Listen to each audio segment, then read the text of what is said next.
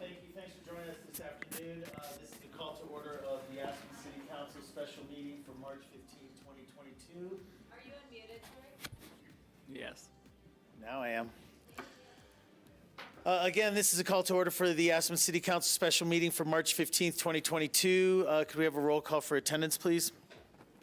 Councilor Doyle, Here. Councilor Howenstein, Here. Councilor Mesro, Present. Councilor Richards, Here. Mayor Tory. Here. Today we have one action item. This is consideration of ordinance number 6. Jim True might want to introduce this item. Yes, thank you, Mr. Mayor, Council. My name is James R. True. I'm the City Attorney. Before Council today is ordinance number 6.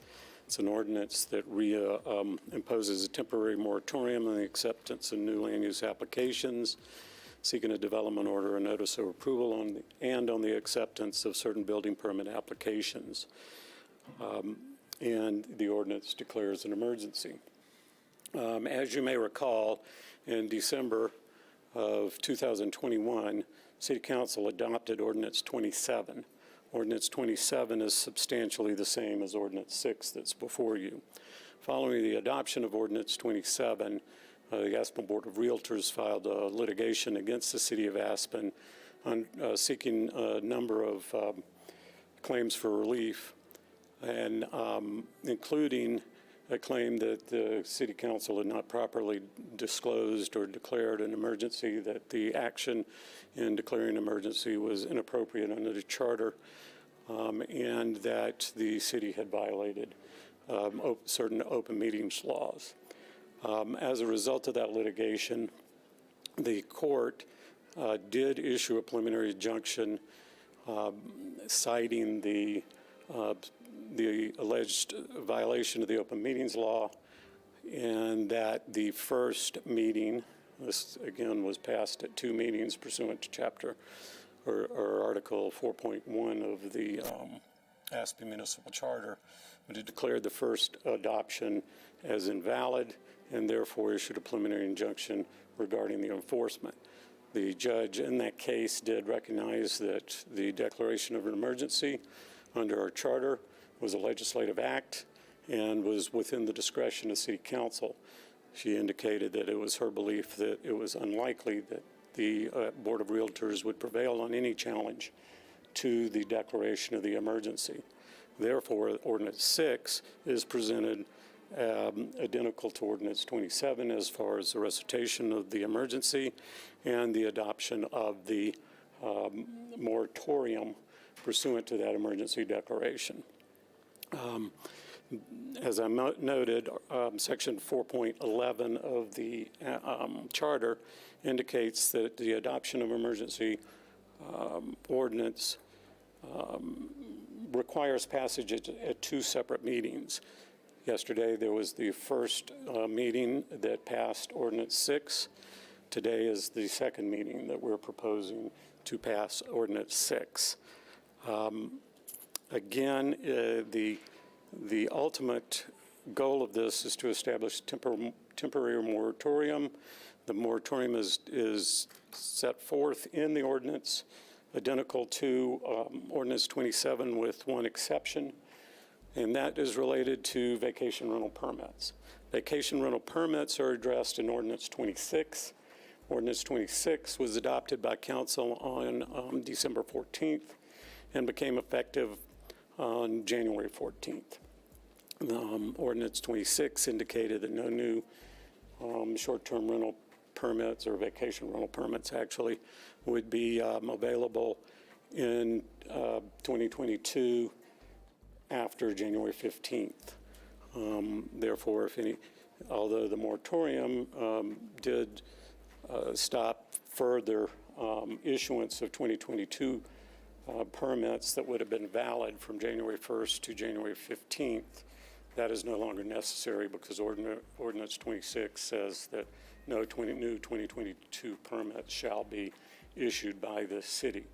Both the Ordinance 27 and Ordinance 26 said as of December 8th, if you had a valid 2021 vacation rental permit, that vacation rental permit was good through September 30th, 2022.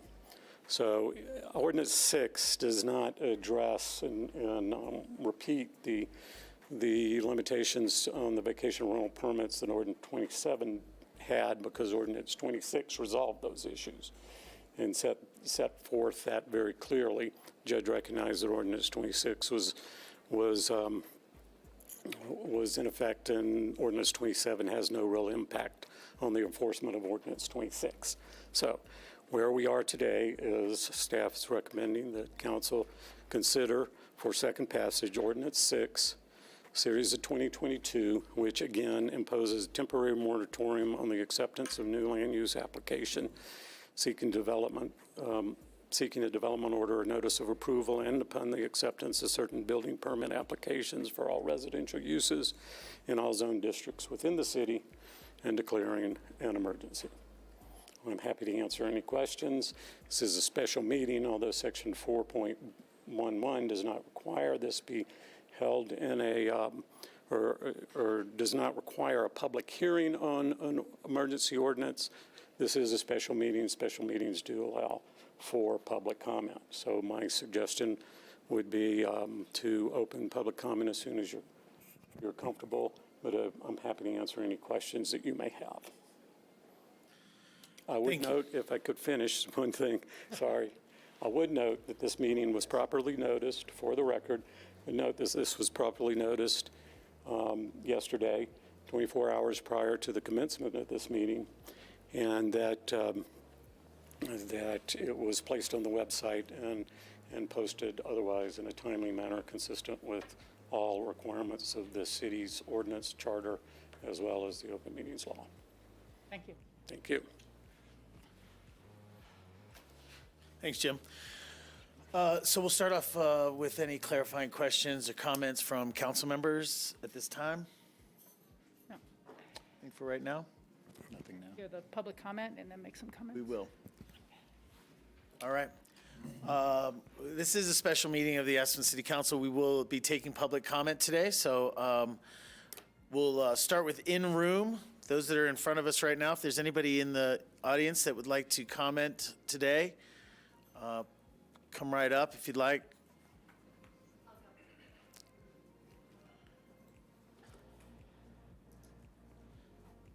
Just make sure that the light at the base of the microphone is green, if you can see it. It looks red from here. Yep, you hear that me? one is. You got it. Please state your name for the record, and you'll have about 3 minutes. Perfect. Thank you. My name is Alexandra George. I am the chairwoman of the Aspen Board of Realtors. City Council illegally imposed a moratorium in December 2021 that lasted 3 months. Does the city have anything to show for what was accomplished during those 3 months? I would point out that this is not a question and answer period. You may make comments, and it is up to you as to whether you want to address those comments at the end of the public comment section. Yeah. Okay. A question I'm getting quite a bit from our members is, what is the emergency? And it would be very helpful if we had that defined and a resource somewhere to go and understand what's being accomplished. And if this is in fact an emergency, if we could be getting updates, even weekly, saying this is what we've accomplished, this is what we're working towards, and these are places you can go to add your input. I'd like to encourage you to consider that more than 900 people have signed a petition to get a question on the ballot to reverse the existing moratorium. Adopting a second moratorium in the face of such strong public opposition is quite insulting. And since I'm not allowed to ask questions, that's all I have. You're allowed to ask questions. I am? Yeah, absolutely. You can ask any question. Like we'll answer them either now or at the end. When. What is the emergency this time for ordinance number 6? Thank you. Okay. And can you explain what constitutes an emergency? Thank you. Thank you. Thanks, Alex.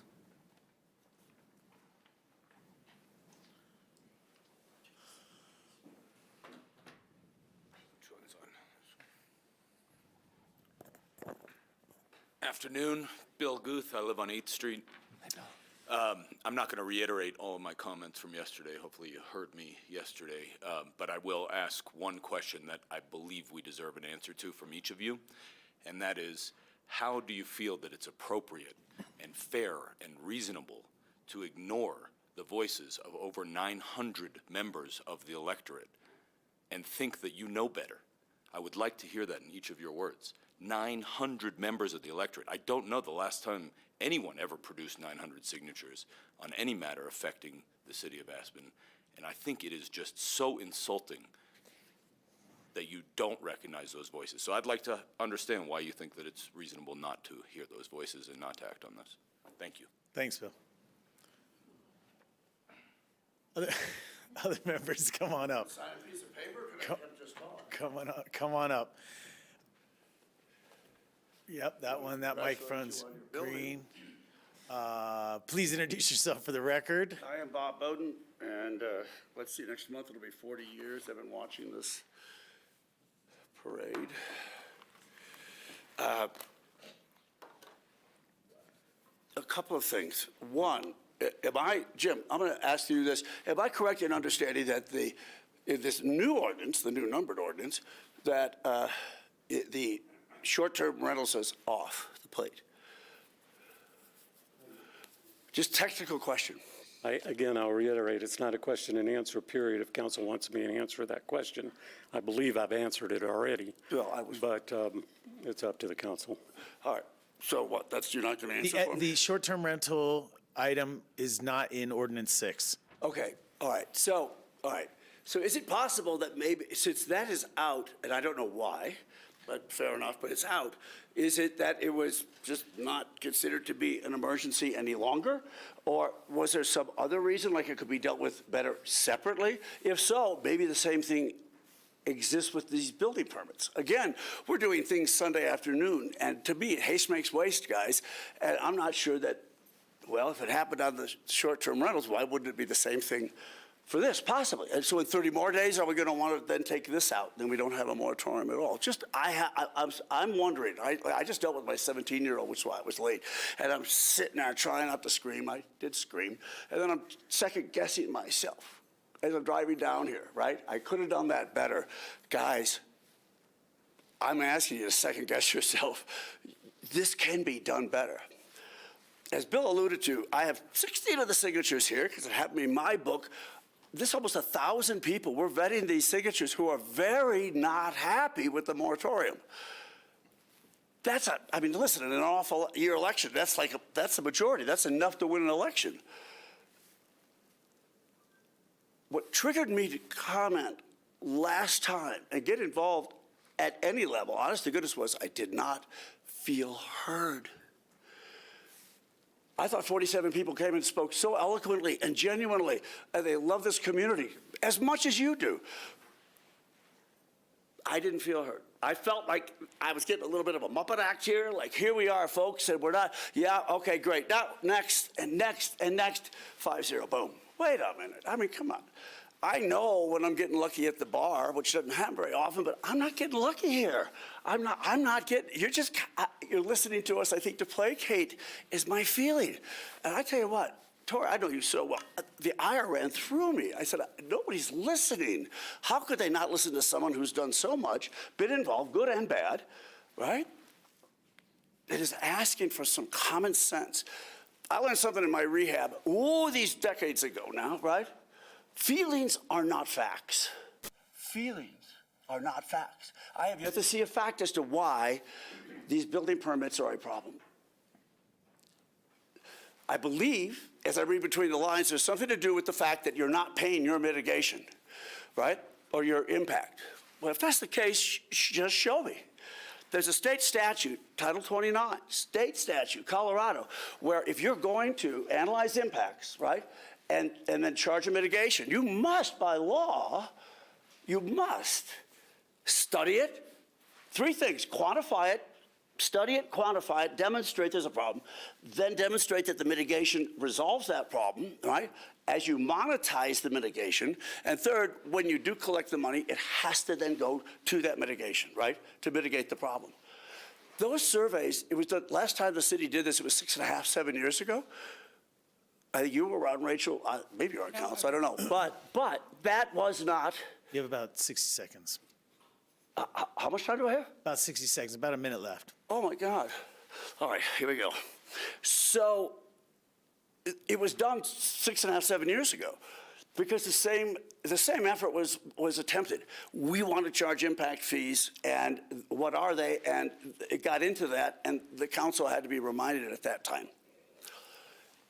I'm reminding you, reminding you of this statute. It's the development impact fee statute. Those studies take at least a year. At least.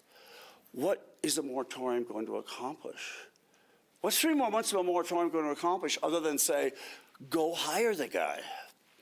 At the end of the day, I think we can all have open dialogue. If you just set this moratorium aside, I think you will, instead of polarizing 1,000 people who are upset about this, I was surprised, but they were upset. They didn't like the way we were treated. They didn't like the way it was being handled. They felt it was being rushed through. I had to plan hours to go get signatures, guys, because they would want to talk about it. They were this upset. I'm giving you that feedback. I don't know if you're operating in one bubble and I'm operating in another, but That's your time. I'm trying to get the bubbles Thanks, together. man. All right? Appreciate you. Thanks, Do Tom. you? Yes. Yeah? No, I do. All right. Mr. Mayor, I don't know if you wish me to reiterate my previous comments about the effect of Ordinance 26 on vacation rental permits. We'll handle this at the end of Okay, thank public you. comment. Thank you for that, though. Other members of the public that are in room today that want to speak, come on up. Introduce yourself for the record, please. Thank you, Mayor. I am Lori B. Winterman. I've been in this business, as you know, for older than you, and I appreciate that you're helping us with our town. I also appreciate that Skippy did an actual study to see how many rooms were vacant in subsidized housing. Not me, Humtrack. Oh, well, whoever, so what I'm trying to say here is, it doesn't make any sense, as long as I've been in this business, for you to call a moratorium. My business has been fine, I'm not harmed at all, and I appreciate everything you're trying to do, but why would you want to harm all these people who work in Aspen? My friends, the architects, the builders, the decorators, I mean, I can go on and on, the painters, the people who kill themselves to make a living here, you've really hurt them. And you're supposed to be representing all of us. I'm one of the lucky ones. I made it big.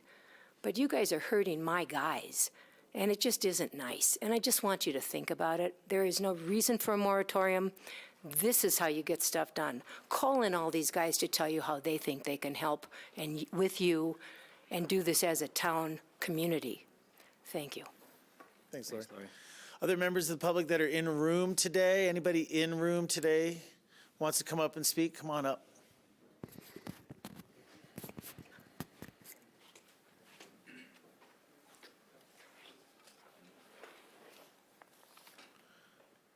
I'm Steve Fallander.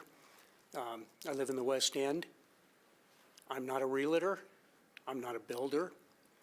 Years ago, when I moved here from Indianapolis, I ran a home building company. So I know a little bit about moratoriums. I was subject to a moratorium before, and I knew the harm that it caused our family, our workers. And so a moratorium is a big deal to me. I signed up for the one of the virtual calls that you had seeking public comment. And I think I wrote to all of you except for John, whose email address is not on my phone or in my email yet. Yeah. I was extremely disappointed in that meeting and the progress or lack of progress that seems to be going on after 3 months of the moratorium. I walked into town from the West End today. There's a lot of traffic. There's no question about that. I think everybody in the room agrees. There's a lot of construction. Single family, there's a hotel being built. There's a lot of construction downtown. The houses that are being built are big, and they're expensive, and they're a lot better built than my house and a lot fancier than my house. But they're being built. I don't understand what it is that this council once from the moratorium? What is your end goal? Are you saying that the houses are too big and you want to change the codes? There's a process to do that. It doesn't take a moratorium. The fact that the Aspen Area Community Plan that you believe, in your opinion, isn't being met, that's great, but that Aspen Area Community Plan has been in effect since 2012. That's 10 years. And the people that would be responsible for making sure that our codes meet the Aspen Area Community Plan, quite frankly, are you guys and your staff. 10 years, and now you're saying it's an emergency, that it doesn't meet it. That's one of the things I heard in the meeting was that the the lumberyard was going to be completed. I couldn't tell whether it was going to be completed or started in 2025. I don't get that. If there's an emergency, which I know there is, for employee housing, why is it going to take until 2025 to have that project built?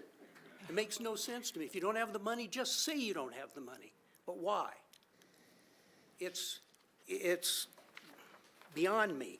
As far as the landfill and the use of resources, they're in the house being built that's not more efficient than my house. And if you want to change the code so that you require deconstruction, do it. Boulder does it. It's not a big deal. But you can't have these public comment sessions without you presenting your plan, without you saying, here's what we're going to do about the problems, and expect the community in general to come up with the ideas to solve the problem. That's the goal of your staff. That's the job of your staff and your consultants, and you to actually identify real problems and saying, here's our solution, what do you think about it? That isn't happening yet, and it's 3 months. Bless you. So Thanks, Steve. that's really all I have to say. Thanks, Steve. Thank you.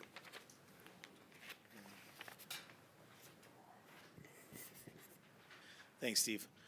Other members of the public that wish to speak this evening, come on up.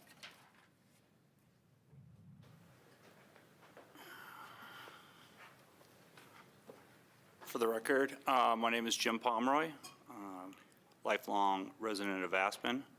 Also for the record, I do work for the city of Aspen, but I am speaking as a private citizen and not speaking on behalf of the city or my department. Sorry, I wasn't going to speak up, but I just thought it was finally I needed to say something and I needed to get involved. I am going to try to come from the other side and tell you that I really commend you all for taking the brave stances that you have. I encourage you to continue down this road and hope you do vote for another moratorium. I think that the city needs a pause for the very reasons that they just stated, because you all need to look at the rules, you need to look at the studies, you need to look at everything else to consider what changes need to be made and how to make them, and to try to do that under the pressure of constant permits is insane. This is just the only way that makes sense to do a proper job of looking at what possible changes you might want to make. And during that whole process, there will be meetings, and there will be comment, and there will be opportunities for people to comment on all of those changes. That's all part of the process.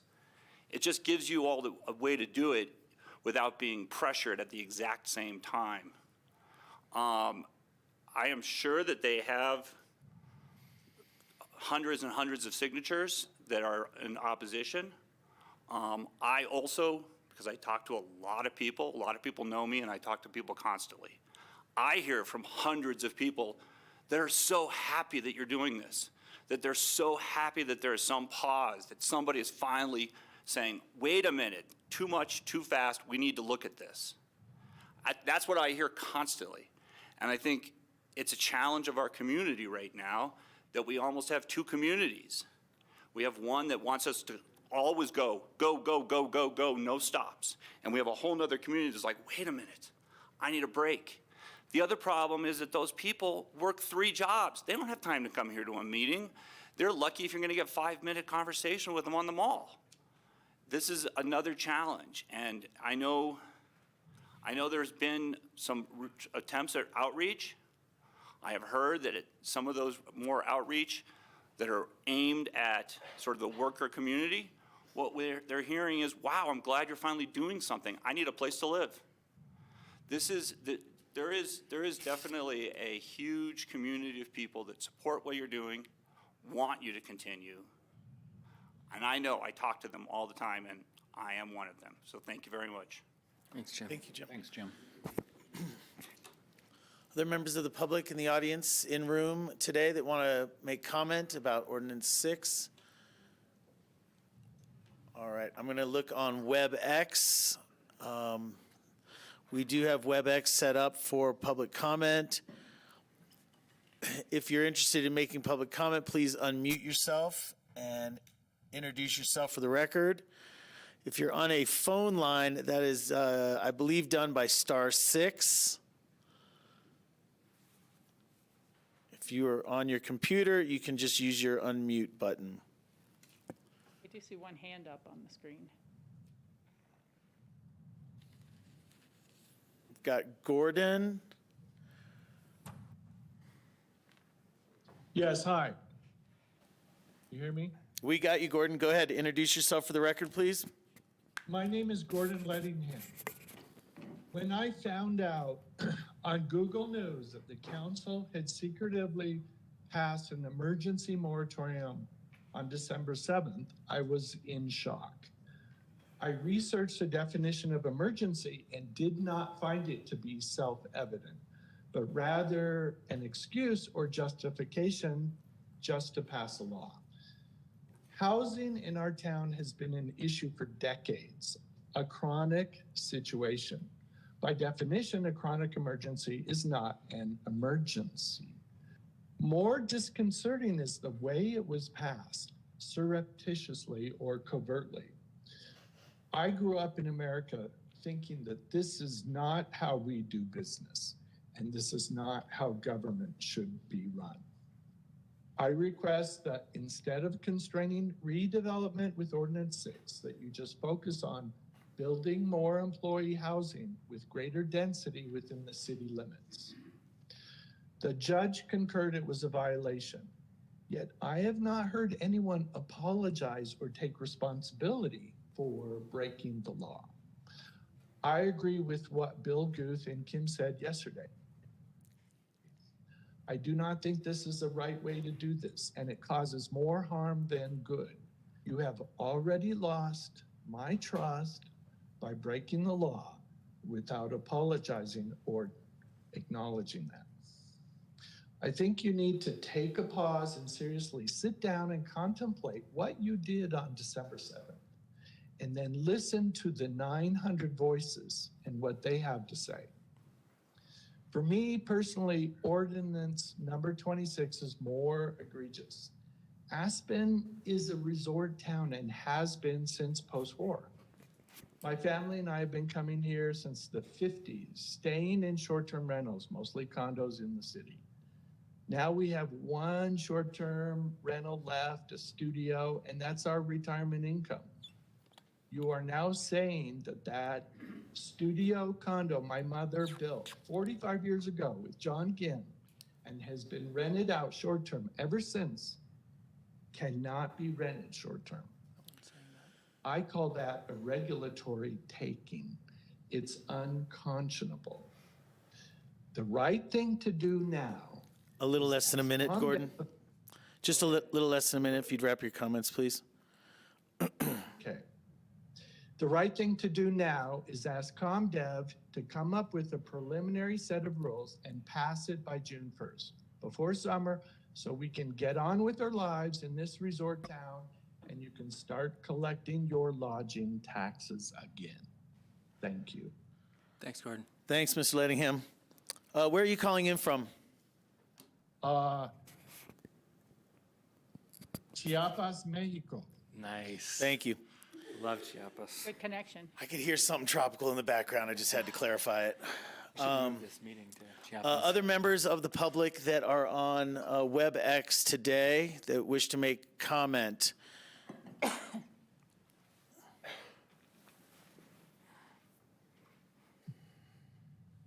a hand. Got a PW. If you'd introduce yourself. This is Patricia Weber. I live, work, and I'm raising a family in town. I just have a question for the council members. I would like to know who you are representing. I would like at least one of you to play devil's advocate and think about what the rest of us are requesting from you. This council is not representing everyone that is a member of this community. You're just representing a few, or maybe half, but there's still the other half of us that do not agree with your doing. The unfortunate part is that not only here, but everywhere in the city, it's become a thing about us against them. And it's palpable, and you can feel it everywhere, and this is leading to nothing that is productive. I would like you to consider that you are elected officials, and you should represent everyone in this community, whether you like them or not, because you are not representing yourselves, you're representing all of us, and I do not feel represented by you. Thank you. Thanks, Patricia. Thank you, Ms. Weber. Other members of the public that are on WebEx today?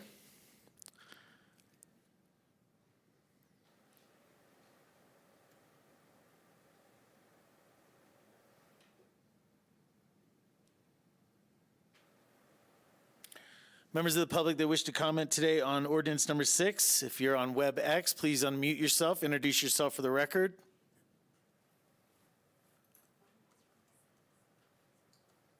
Hi, council members and Mayor Tory, it's Kim Raymond again. Hi, Kim. Hi. As you can see from the other comments that have been made, a lot of people feel unrepresented.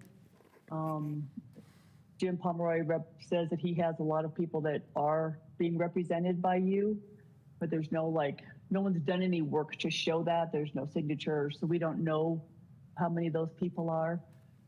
But going along with what Patricia just said, a lot of people are not feeling represented. A lot of people feel like, as I do, that you sit here in the council meetings and you politely listen to what all of us are saying. But from the responses we got from the first meetings when you passed the ordinance originally and from yesterday, it's very apparent that you don't really listen or hear what any of us are saying. You already have predetermined what your answers will be and what you're going to do. And that makes all of us feel very uncomfortable, and it's hard to trust what's going forward. It's hard to trust our elected officials when we don't feel like we're being listened to. Along with that, a number of us have offered to help and be part of committees to try to help solve these big complex problems. And we all know it's going to take more than 6 months. And we all know that it's going to take more than the 5 of you on council and the staff at the Community Development Department. And many of us are trying to be helpful and offer our help. So I would like to ask that you please really listen to what we're saying and not just go with your answers of, we're going to do this anyway. Thank you so much. Thank you. Kim. Other members of the public that are calling in on WebEx? We've still got a couple minutes for more comment, public comment.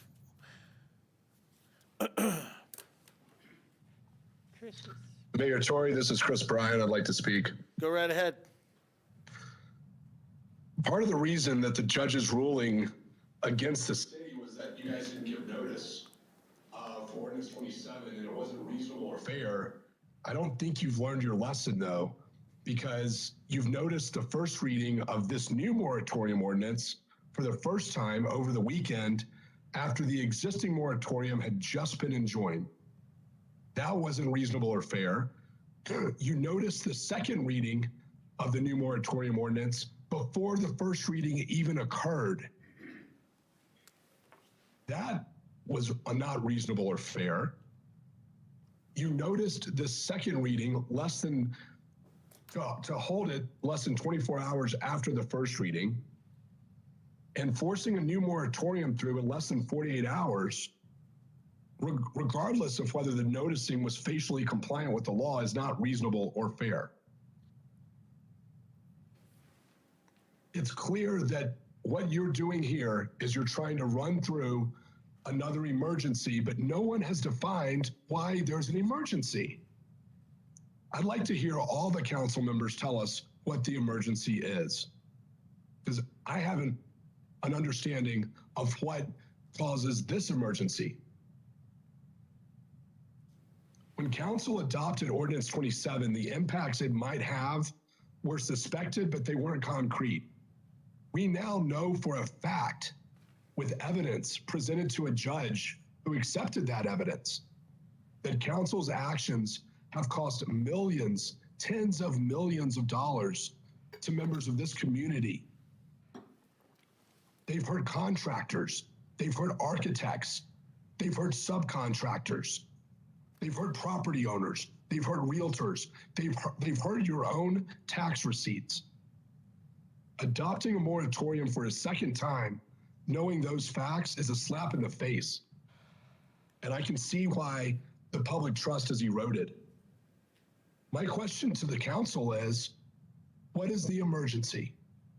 Why can't you amend your land use code in the ordinary course while still allowing people to operate under the current law? Why is that impossible? It's not, and you know it's not. What are you going to do about the people that were not able to get a short-term rental permit because of the illegal moratorium you passed in December? What are you going to do about the people who are going to be able to buy or sell real estate or a condo or any property in the city of Aspen, but weren't allowed to do so because of your illegal moratorium? Answer those questions for us, council. Thank you. Thanks, Chris. Thank you, Chris. Other members of the public that wish to comment today, they're on WebEx.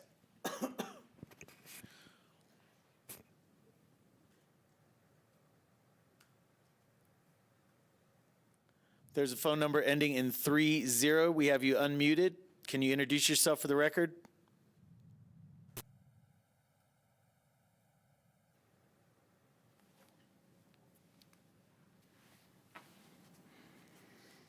Sorry about that. Can you hear me? Yes. Hi, my name is Jackson Horn, born and raised in Aspen. I just got to say, echoing everyone else's statements, I've never felt a city council more just fly in the face of what every citizen has to say. It's appalling, it's sad, and like one caller said before, I don't understand how you haven't acknowledged and apologized for breaking the law. And the fact that these are being rushed through in a 48-hour period is ridiculous. So I echo everyone else's statement. Please tell us, what is the emergency? How will this emergency help issues like affordable housing? They won't. And start to look at other studies that other towns have done with regard to affordable housing if you actually want to tackle the issue. Not just blindly throwing out moratoriums. So yeah, just please answer us, what is the emergency? Thank you. Thank you. Thank you very much.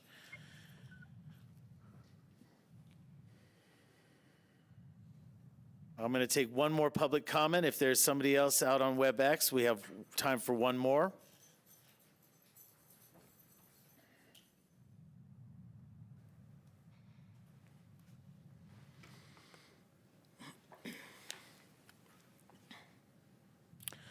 All right, I'm going to go ahead and bring that back to council table then. Thank you to all those people that have commented today.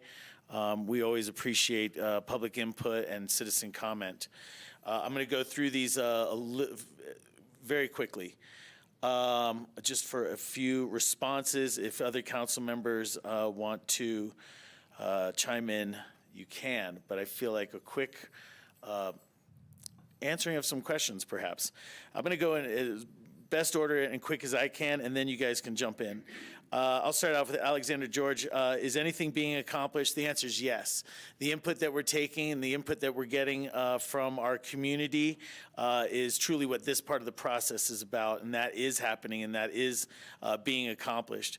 What is the emergency is a big question that a lot of people are asking. For me, what I see is a community that is eroding on many fronts, whether that's environmental or housing challenges, worker shortages, or just simply the non-compliance with zoning that we have in our community to make sure that residential zones are treated as such and that people that do live here have a place to actually enjoy and live. Bill Guth, you asked about how do I feel it's appropriate when 900 signatures are on your petitions, perhaps. Well, I am in charge of representing a majority of community, and the majority of community sentiment that I hear are people that want a community that is sustainable and that is going to last for generations to come, and a constituency that isn't worried about, as somebody just said, tens of millions of dollars or a payoff now versus long-term sustainability. Those are the people that I answer to, and that's why I feel it's appropriate to bring this work to this table. It's become apparent, none of us want to call an emergency moratorium. That's why we're making it as short as possible. The comments I get from other communities are two. I get people that say, we are so proud of you and somewhat jealous. We wish that we could just stop for a moment, have these conversations with our community, and come up with guidelines that are going to serve us better in the future. That is why I believe that this is a good pause for us to have these conversations and move forward with policies that are going to lead us to a better future. Because right now, and I think a lot of you know, the road that we're on is not sustainable. It is not sustainable. Bob, to answer your specific question, the reason, and I like your suggestion of moving this moratorium to a regular ordinance, but we can do that if we like. The STRs were moved to another ordinance, it's 26, so it's covered under another methodology. Again, that's a pause. We let 1,400 STR permits go. And for somebody that called in, I think it was Mr. Lettingham calling from Mexico, this is not a takings. We have not told you no, that you can't rent your studio apartment. And I assume since you've been renting it for so many years that you are in current possession of a 2021 permit, which allows you to continually rent it even through this year.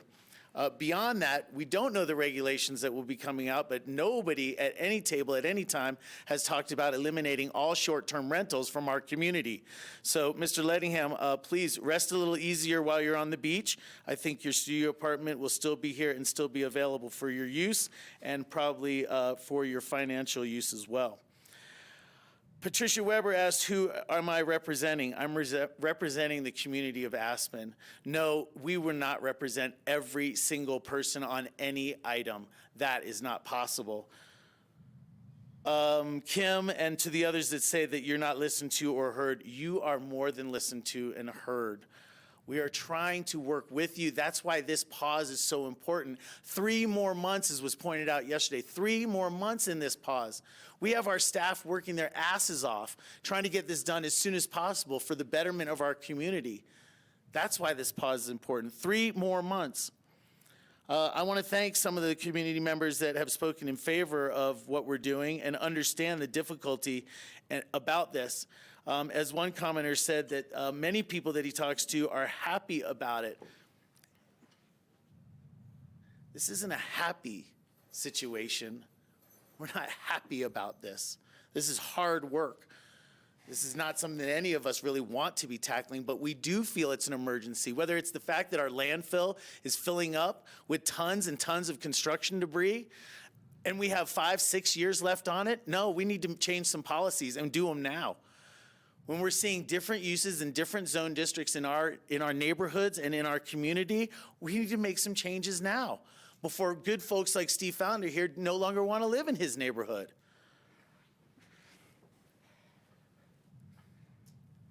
Chris Bryan asks again, why an emergency? An emergency is because something needs to be done. The comment that was said about the housing crisis for 10 years, and it's our job. We haven't been sitting here for 10 years, for the last 10 years. It is our job. That's why we are tackling it, because something does need to be done. All we're trying to do up here is align some of our policies, regulations, and rules so that they better suit what we are trying to get, things that are identified as our community values in the Aspen Area Community Plan. I believe that this moratorium gives us the opportunity for a level playing field. When somebody asked me, why do we need to take a break in order to do this, and said you can go through normal processes, no. The items that we're talking about have been known and noticed as when we start talking about them at this table, they are acted on by those in bad faith that don't care about community direction. So why do we need to take a pause on it? Especially in a narrow margin of scope our moratorium is. Truly 75% of the permits that come into our building department are still coming in. This is a very narrow scope to write a few things that are wrong with the direction of this community. I stand by this again. This is not an area for argument or contention in our community. This is a time to come together and get some good work done. Unfortunately, these meetings, these lawsuits are keeping us from getting back to a state of equilibrium and sustainable development in our community. It's going to be the best on all fronts. Economically, environmentally, business, development, we're going to be heading in a better direction. Sorry if I missed any questions particularly. Maybe my other council members have some responses to things that they heard. I'll start at this end with Rachel. Thank you. And thank you, Tori. I would second everything you have just said, and feel very strongly you're accurate and well-spoken there.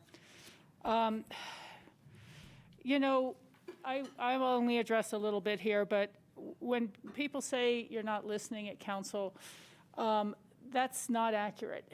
We take home the arguments, we take home the issues, the personalities, the things we read in the paper. We think about how to solve the problems on both sides. So we hear this very much so. There's no question about that. I think that it's very important when we're starting to see homes in residential neighborhoods designed to be short-term rentals that who may or may not be legitimately eligible for a permit in the future years. But should all of our new residential development be unmitigated hotels? No. And seeing those homes come in designed as STRs is part of the reason that a moratorium is really necessary in my mind.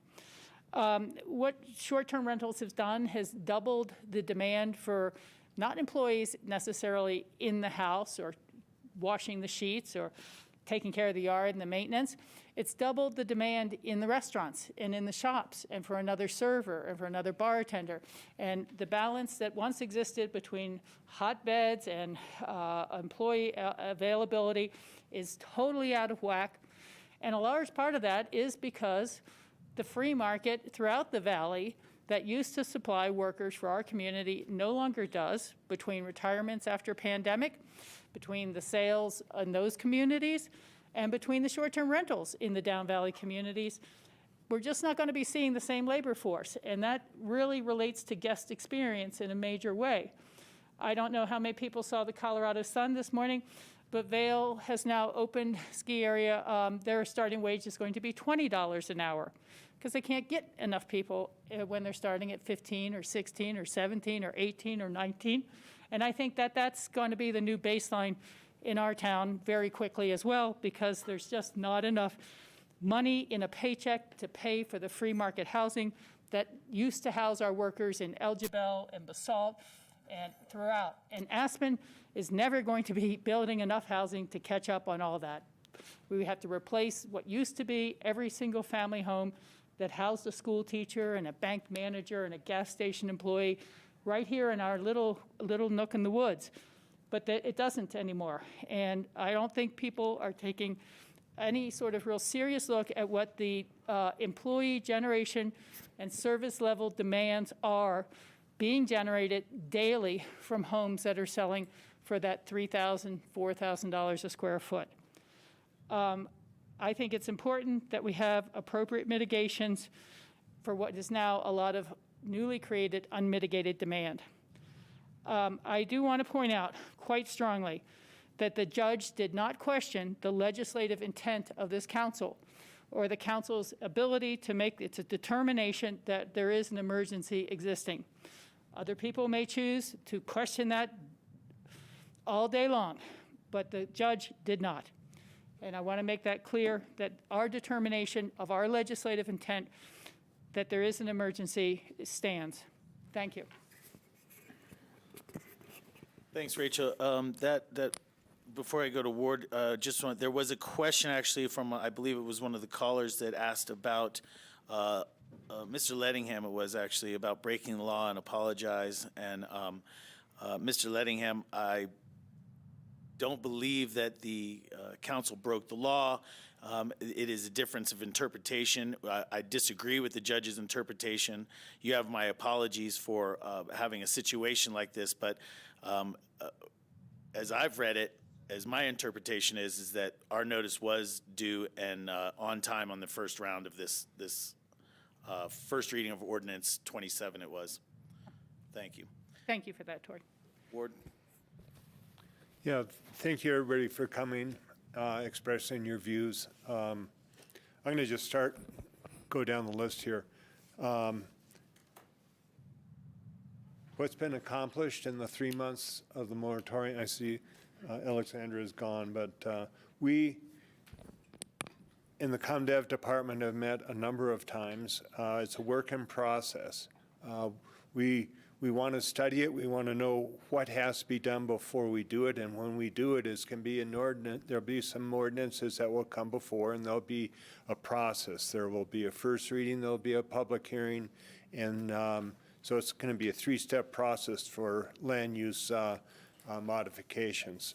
So for us to come out and say piecemeal, we're going to do this and this and this in the first 3 months, I think is just, it's just too soon. We have to study it. Bill and Bob, I honor the process that you're going through with initiative. I've been involved in a couple of them myself. If you have 900 signatures, I never assumed when I was collecting signatures that everybody agreed with me, but I think a lot of people want to see something go to a vote. Vetted in a different way, and it's established in our home rule charter, and it's an accepted way of addressing city council's action. So I think I'd like to see your signatures. If you're going to submit them, we'll go from there. Bob, STRs, I'm not going to talk about STRs so much because it's covered under Ordinance 26. And several people said that it's a takings because people can't rent their units. That's simply not the truth. People can rent their units. Income is still flowing. We put a moratorium on the issuances of new vacation rental permits, but that doesn't prevent people that have been legally renting their properties to continue to do so. Lori mentioned that she wasn't, one more thing about Bob. He says, I'm not getting lucky here. Bob, through your hard work in this community for 40 years, I'd say you got pretty lucky. You've been tremendously successful. You should be proud of yourself, but I would say that luck has not shined in the opposite direction. So I had to comment on that for you, Bob. Lori said she hasn't been harmed, but the people that her guys and the painters and everything else, there's over $800 million of construction activity in the pipeline. Construction is continuing. People are continuing to do work. So there's a small pause in new permits, but there's a lot of work in the pipeline that'll go on for years. I think it was Steve Fallender mentioned the impacts and mitigation. I feel that we need, as Rachel says, we're identifying what all the impacts are, and we want to make the mitigations for those impacts be well reasoned, and that's why ComDev not only has been working very hard, dedicating a lot of time, but the City Council has approved additional funds for data gathering, so that hopefully when we make decisions, we'll have a basis in fact for those. I know several realtors have come to me and have offered support, but they're afraid of identifying themselves for fear of retribution from their peers. I know for years I've heard people in the development community say that developers are afraid of speaking up against council or the ComDev for fear of retribution. I've always invited any indication of retribution, and it's easy to say but hard to prove, I think. But people should feel free always to express their beliefs as guaranteed in the First Amendment. Just to address the we broke the law, there was a procedural error as ruled by the court. I don't necessarily agree with that, but the court says that there was. We are accountable for it. We are here trying to rectify the situation. We legally noticed the meeting yesterday. We legally noticed this meeting today. Councilor Bryan suggested that we didn't meet his subjective level of what was fair. I can't define, I don't know what his fair threshold is, but I know that it was legal. Councilor Bryan also said that $10 million that the court agreed. The court accepted testimony that $10 million, tens of millions of dollars perhaps have been allegedly lost. I'll submit that it has not been ruled on by the court, so it hasn't been accepted as fact. And I believe that the $800 million worth of construction in the pipeline and over $400 million in real estate sales since the moratorium took effect is evidence that the wheels of this economy have not come to a grinding halt because of a pause or a moratorium to try to find out what's best for our community. I feel strongly that the Aspen Area Community Plan is a statement of what our community wants to be, and I feel strongly that what we are doing here is trying to preserve some of the old Aspen, the body, mind, spirit, and I think what we're attempting to do is save the spirit. I feel it's at risk, and the community plan calls for a diverse mixture of in the population, and everybody, so many people, most people have been priced out of our community, so we don't, I feel, have a diverse mix in our population. Recent developments and economic conditions have distanced us from the community values, aspirations expected in the AACP, and that's what we're trying to address and trying to save.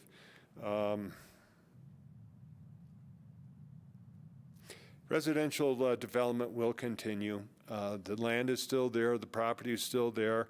There may be a pause in income. I don't think that there's going to be a huge change in what can be developed, and I don't think that that people that feel that they've had their property values taken, I think when this is over and when you sell and when you develop, you're going to realize more of a profit than if it had gone forward immediately. That's my belief.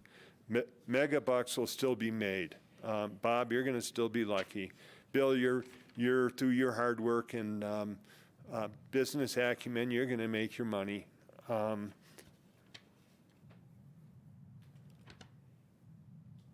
Our intent was not, our actions are not intended to harm anybody.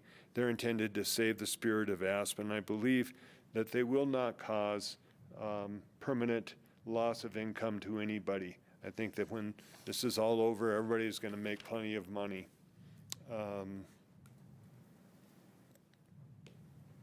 It was mentioned a couple of times that pauses are needed to take a look, and that's what we're doing. It was also commented that it takes more than 6 months to solve all the problems that we've identified, and we are at this table with work sessions with ComDev, trying to identify what can be done during the moratorium, what should be done more during the moratorium, and what should be pushed out a bit and worked on beyond that 6-month moratorium.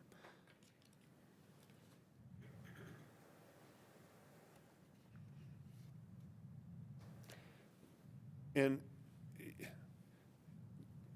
we represent everybody. Not everybody may agree with our actions, but if you look at the elections in this town, they're really close. They're pretty well divided. You look at less than 30 votes separated council members, separated the yellow brick. 3 votes on the yellow brick. Red brick. Red brick.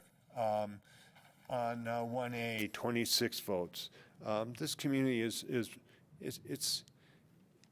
it's pretty well divided down the center. We try our best to represent everybody. Not everybody's going to agree with what our actions are, but our intent is, with our heart, to do what we feel is best for our community. So I thank everybody for, one more comment. A gentleman mentioned what's taking so long on the lumber yard. Well, we've been working on it, I think, about 3 years now, and the city, in its development process, has to go through the same processes that developers go through. It takes a long time to do conceptual, schematic, to get 5 people to decide on something, to move forward, funding, all of that, entitlements, all of that takes time. So this council, every council that I've been on, this 5th year on council, we've all been dedicated to workforce housing. We've all devoted much time, hundreds of hours, thousands of pages of reading and studies. We're trying to provide more housing. We're trying to utilize our assets as best we can. Some of the problems become identified in the process of a 40-year plus housing program. But I can just tell you from my heart that I'm going to support this because I feel it's the best thing for our community. I don't think that permanent damage has been done. I don't think that people are going to lose their investments, and I think that people in the future are going to be making lots of dollars, and I hopefully that there will be impacts, and hopefully the mitigation will be will help the community provide for mitigation to those impacts. Thanks, Ward. John? Thanks, Rachel and Ward, for covering everything so eloquently. I'll try to keep my remarks short as a result of that. I'd like to address the idea that this moratorium has divided the community. From my point of view, the community has been divided for quite some time. It's obvious a large part of our community makes a living in treating our community as a commodity, and our community is currently out of balance. Indeed, I do represent all of Aspen, but I'm also acutely aware that the reason I was voted into office was because of my opposition to Gorsuch House and the Pandora's expansion. With what's happened with Gorsuch House, my remarks are I'm disappointed that half our town was so gullible. As far as Pandora's, I was up on Aspen Mountain early this morning, and it was uncrowded, no lift lines in March. This moratorium was declared to attempt to restore the balance of community and resort and heal some of the rifts that exist in our community. Business as usual is not sustainable for our community or our planet. Thanks. Thanks, John. Skippy, comments? Yeah, really nicely said. Thanks. Yeah.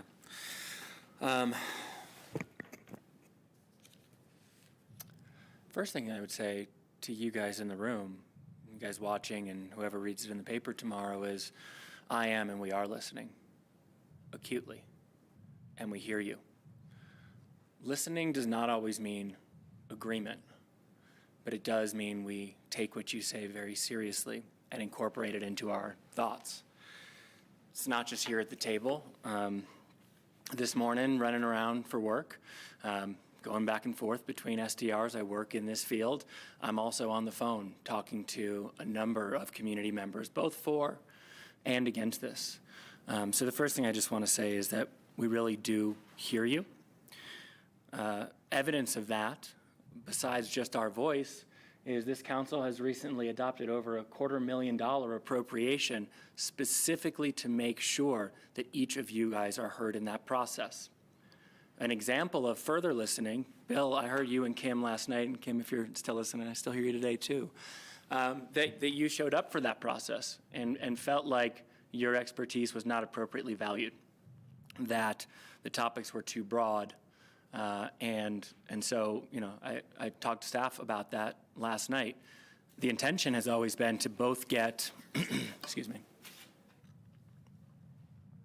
to both get broad and targeted feedback, to make sure we're sort of on the same page with the community about the ethos and the intention of this effort, but also to dig into the more technical code changes and things that are, you know, frankly not for everybody to comment on, and asked how we can do a better job of making sure that you are at the appropriate meeting for how you want to be impactful in this, so that your time isn't wasted, because it would be a big negative for us to lose your expertise.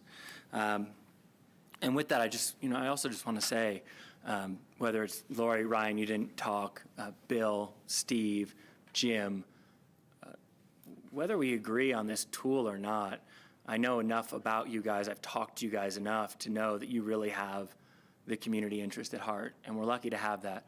Bob, I didn't leave you out for any other reason other than we haven't really talked, so I don't know, but I have no reason to doubt that someone who's made a life and a career here feels the same way. It was said that something that's chronic cannot be an emergency. I would beg to differ. Plaque in the artery for 10 years while you're still going to the gym can still be a heart attack. A leaking roof left unaddressed can still cave in at some point. You're right. These are not new problems. These are not new trends.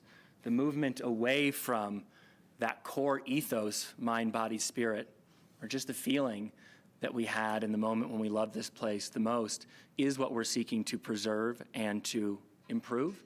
We've been moving away from that for a very long time. This is not new. But it has been insufficiently addressed. And that's not your fault. That's our fault. When I say our, I mean the city or leaders or legislators. So let's take ownership of that. More could have done and should have been done sooner, in my mind. It wasn't. And then COVID arrived, and the migration arrived, and all of a sudden we had 10 years of these pressures in a year. And so our responsibility being at this table is to rise to that challenge. I know that is not without some pain. I don't think that this does not affect some negatively in the short term.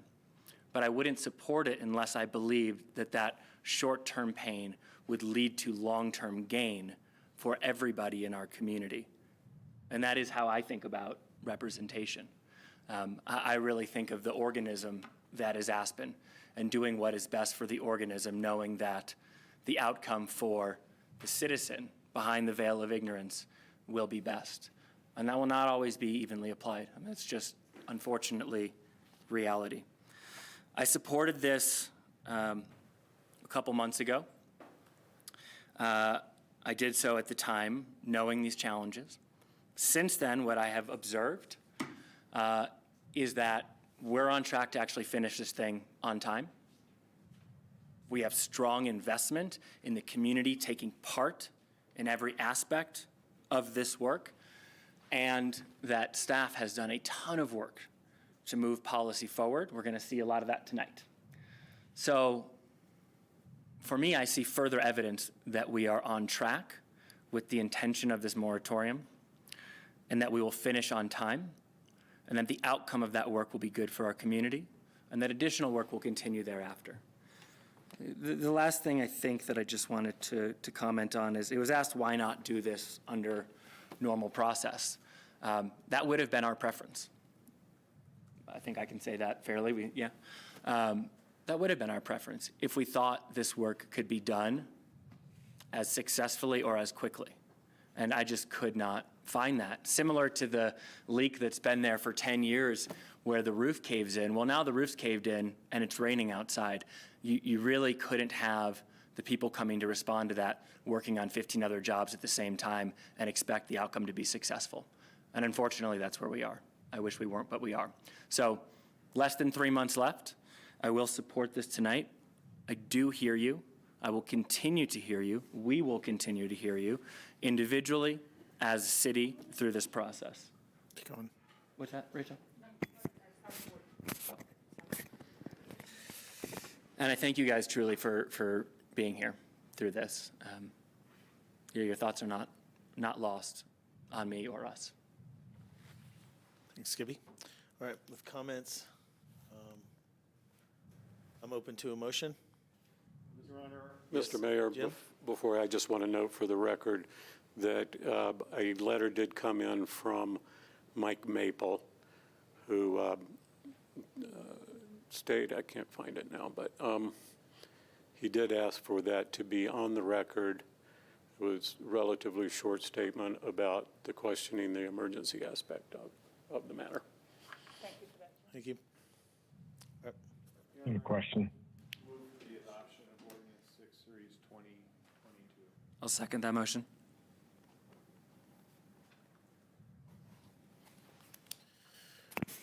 We have a motion and a second. Is there any further discussion? Not an item for discussion, but there was a caller that was just trying to get through. I thought I heard the word question. I'm sorry, public comment was taken a little bit ago. If you do have remaining questions, please feel free to email either myself at tori@aspen.gov or public comment at aspen.gov. We'll get that question to all council members. Further discussion? Yeah, I just realized I forgot one thing that I think would be important. The question was asked that if this is about housing or significantly about housing, why not just build a ton in the core tomorrow and get it done with? And the reality is, I think we would love to do that. But with the current model for delivering housing, looking at what it would cost to deliver the number of units we need, there is no chance that the city can be successful in doing that and preserving our community. The only way we will reach our housing goals, and I believe we can, is in partnership with the community, empowering private developers to earn money delivering what our community needs most. That is a big part of the work that's happening under this moratorium. That work will continue outside the moratorium. And so this really is about us bringing us all together to share in the benefit of delivering the thing the community needs. No further discussion. Could we have a roll call vote for ordinance number 6 on second reading, please? Counselor Doyle? Yes. Counselor Hohenstein? Yes. Counselor Mesro? Yes. Counselor Richards? Yes. Mayor Tory? Yes. To accept the motion to adjourn the special meeting. Yes, I would. I would make that motion. And seconded. Thank you. Any further discussion? Yeah. We have a roll call vote for adjournment, please. Counselor Doyle? Yes. Counselor Hohenstein? Yes. Counselor Mesro? Yes. Counselor Richards? Yes. Mayor Tory? Yes. Thank you, guys. See you in 2.5 hours. Jim, is that true that there's food from the thing?